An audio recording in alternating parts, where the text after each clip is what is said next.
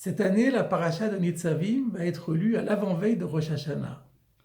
Et ce n'est donc certainement pas le fait du hasard si cette paracha de Nitzavim parle abondamment de la Teshuvah. De nombreux versets sont consacrés à la Teshuvah. Si tu reviens à Dieu, que tu écoutes sa voix, que tu accomplis ses commandements, alors Dieu te ramènera tes captifs, te rassemblera d'entre tous les peuples où tu as été dispersé. Et puis il y a un verset particulier qui dit « Tu reviendras à Hachem ton Dieu, et tu écouteras sa voix, tu accompliras ses commandements. Votircha Hachem b'chol maseh yadecha. » Et Dieu, à ce moment-là, te comblera dans toute l'œuvre de tes mains. Pourquoi ne pas dire simplement « Dieu te comblera » et pourquoi rajouter « dans l'œuvre de tes mains » ? Cette question est d'autant plus remarquable, elle est soulevée par des commentateurs, comme par exemple le Meshach Chochma. Dans la paracha de Kitavo de la semaine dernière, on trouve exactement une expression analogue à propos des bénédictions qui sont dispensées à qui reste fidèle à Dieu. Il est dit simplement « Votircha Hashem le tova ». Dieu te comblera de bien. Il n'est pas dit « dans l'œuvre de tes mains ». Pourquoi ici rajoute-t-on l'œuvre de tes mains ? Eh bien, mes chers amis, je voulais vous donner l'explication que propose un grand maître de la pensée chassidique, Rabbi Tzadok HaKohen de Lublin, dans son Peri Tzadik, qui nous dit que la Gemara dans Yoma, page 86b, nous dit « Grande est la Teshuvah qui transforme les fautes en mérite. » Par le truchement de la Teshuvah, les fautes qui étaient donc des raisons d'être sanctionnées, par le fait qu'elles ont servi de tremplin au retour à Dieu, parce qu'il y a la prise de conscience que c'est tellement grave ce qu'on a fait, et c'est ça finalement qui nous pousse à revenir à Hachem, ça devient une source de mérite, et on est récompensé par elle. Il y a une sublimation de la mauvaise action qui est considérée cette fois-ci comme une bonne action.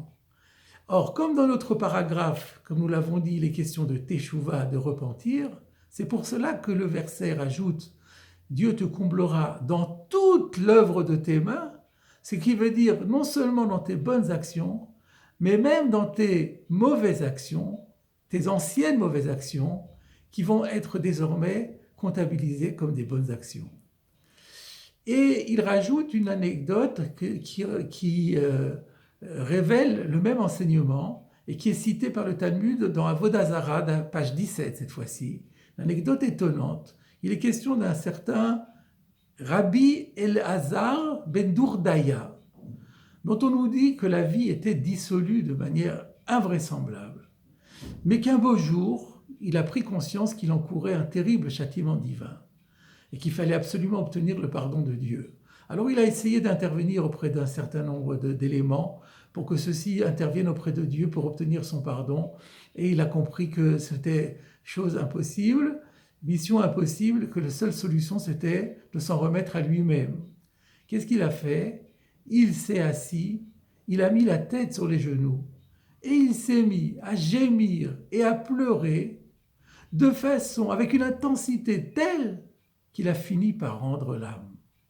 Et le texte dit, à ce moment-là, une voix céleste est sortie et elle a dit « Rabbi Elazar ben Dourdaya est convié à la vie du monde futur. » Le grand maître Rabbi Yehuda Hanassi, l'auteur de la Mishnah, quand il a entendu cette histoire, s'est mis à pleurer lui-même. Et il a dit « Comment est-il possible, alors que parfois, il faut des années pour certains à acquérir la vie du monde futur, et voilà qu'il y a une possibilité pour d'autres. En un instant, ça s'est passé très vite cette histoire-là, en un instant, par ce moment de teshuva, eh bien lui aussi il a acquis son monde futur.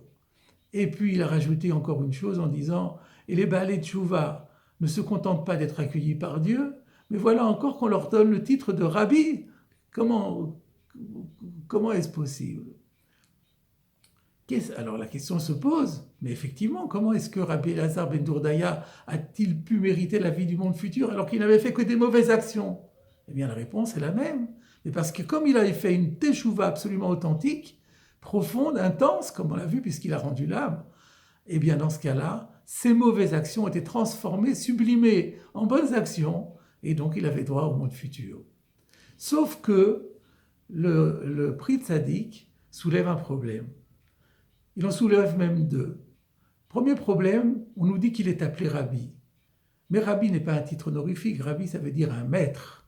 Pour mériter le titre de maître, il faut que Rabbi Elazar ben Dourdaya nous ait enseigné quelque chose. Or, il n'a strictement rien enseigné durant toute sa vie. Pourquoi mérite-t-il le titre de Rabbi? Mais de manière encore plus profonde, le Zohar HaKadosh nous dit qu'il y a différents degrés dans la Teshuvah. Si quelqu'un fait un repentir, mais que, suite à ce repentir, il ne commet pas ni de bonnes actions, ni de mauvaises actions, il reste neutre, sa Teshuvah est une Teshuvah, mais de très bas niveau. Or ici, par la force des choses, puisqu'il a rendu l'âme, Rabbi Elazar ben Dourdaya n'a pas pu accomplir d'actes méritoires après sa mort. Donc, sa Teshuvah devait être qualifiée de Teshuvah de bas niveau. Et une Teshuvah de bas niveau ne peut pas transformer les mauvaises actions en bonnes actions. Alors comment est-ce possible? Et la réponse, nous dit toujours le prix de Tzaddik, elle est dans notre paracha. Car dans le verset qui suit, celui dont nous avons parlé, que Dieu dit que Dieu te comblera dans toute l'œuvre de tes mains, le verset suivant dit, lorsque tu reviendras à Dieu, b'chol libcha ou b'chol nafshecha, de tout ton cœur et de toute ton âme. Et là, nous apprenons que la Teshuvah a besoin d'être faite de tout son cœur et de toute son âme. Et c'est bien ce qui s'est passé avec Rabbi Elazar ben Dourdaya, puisqu'il a rendu l'âme, il a fait ce qu'on appelle véritablement une Messirut Nefesh. Il a fait le don de sa vie, il a sacrifié sa vie. Et par là même, sa Teshuvah est devenue une Teshuvah de très haut niveau, et c'est cela qui a permis la sublimation de ses anciennes mauvaises actions en bonnes actions. Et c'est pour cela aussi qu'on l'appelle Rabbi, parce que cette leçon, c'est à lui que nous la devons. Alors il nous l'a livrée de façon involontaire, il n'en reste pas moins que c'est par son histoire, par son vécu, qui reste pour nous un exemple extraordinaire, et bien que nous avons appris cette vérité majeure, comme quoi une Teshuvah de haut niveau exige un investissement de tout notre cœur et de toute notre âme. Ce qui ne veut pas dire qu'il faut rendre l'âme, comme Rabbi Elazar ben Dourdaya, pour faire une bonne Teshuvah. Il y a un degré supérieur de Messirut Nefesh que celui de mourir. C'est celui de rester vivant, mais de sacrifier toutes ses forces à la cause divine. Abdiquer, être capable d'abdiquer ses propres désirs, ses propres ambitions, ses propres volontés au profit de la seule volonté divine, ça c'est une Messirut Nefesh. Ça s'appelle faire le don de soi à la cause divine. Et c'est par cela que l'on peut arriver à une Teshuvah de très haut niveau. Mes chers amis, à la veille de Rosh Hashanah, voilà le message que nous adresse notre paracha de Nitzavim. Nous devons absolument nous remettre en question. Nous devons, tout ce qui demande à être corrigé, il faut le corriger. Il faut retourner à Hachem et il faut le faire de tout notre cœur et de toute notre âme en investissant absolument toutes nos forces et en montrant à Dieu que nous lui donnons nos volontés, nos ambitions, nos intérêts, nous les abdiquons face à sa volonté et que nous lui donnons tout ce que nous avons à la cause divine.